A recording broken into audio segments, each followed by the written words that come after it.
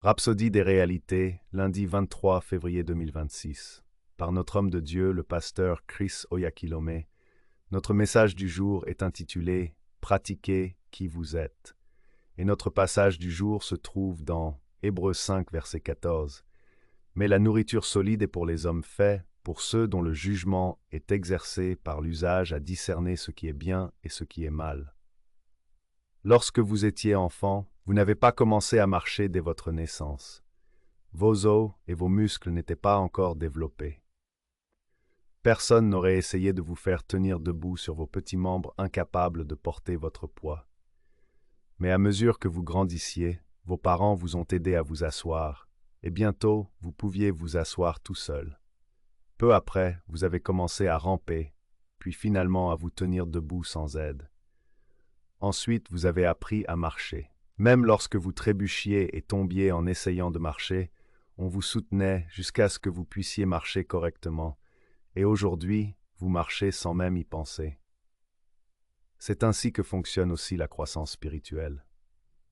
Ne dites pas « Si je suis vraiment un enfant de Dieu, pourquoi certaines choses ne marchent-elles pas comme je le voudrais ?» Votre identité n'est pas en question. Vous êtes bel et bien un enfant de Dieu. L'Esprit lui-même rend témoignage à notre esprit que nous sommes enfants de Dieu. Romains 8,16. Il s'agit donc de votre formation et non de votre identité. Vous devez être formé à la justice et aux voies du royaume. Vous devez vous exercer dans la parole. Vous devez pratiquer la parole. La vie chrétienne est une vie de pratique. Nous sommes des pratiquants de la parole. Vous pratiquez l'amour. Vous pratiquez la foi. Vous pratiquez votre autorité divine. Vous pratiquez la joie, la paix et la domination jusqu'à ce qu'elles deviennent naturelles en vous. Pratiquer la parole, c'est mettre la parole en pratique. Jacques 1, 22, 25 déclare « Mettez en pratique la parole et ne vous bornez pas à l'écouter en vous trompant vous-même. Car si quelqu'un écoute la parole et ne la met pas en pratique, il est semblable à un homme qui regarde dans un miroir son visage naturel et qui, après s'être regardé, s'en va et oublie aussitôt quel il était.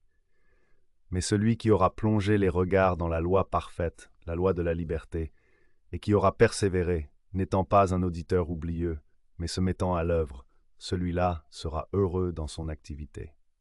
Alors, continuez à vous entraîner, continuez à mettre la parole en pratique, continuez à pratiquer qui vous êtes, et ainsi marcher dans la victoire, la prospérité, la santé et la sagesse deviendra aussi naturel pour vous que respirer. Gloire à Dieu. Prions ensemble. Cher Père, merci de me former par ta parole et par ton esprit dans la voie de la justice. Je marche dans ta vérité et je fonctionne selon la perspective du royaume. Ma foi est fortifiée, mon intelligence approfondie, et je vis chaque jour dans la maîtrise et la victoire, parce que je vis dans et par ta parole, au nom de Jésus.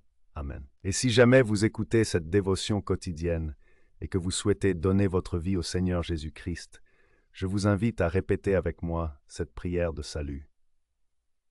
Ô Seigneur Dieu, je crois de tout mon cœur en Jésus-Christ, le Fils du Dieu vivant. Je crois qu'il est mort pour moi et que Dieu l'a ressuscité d'entre les morts.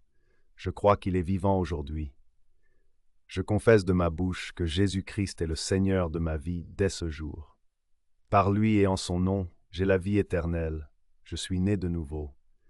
Merci Seigneur d'avoir sauvé mon âme.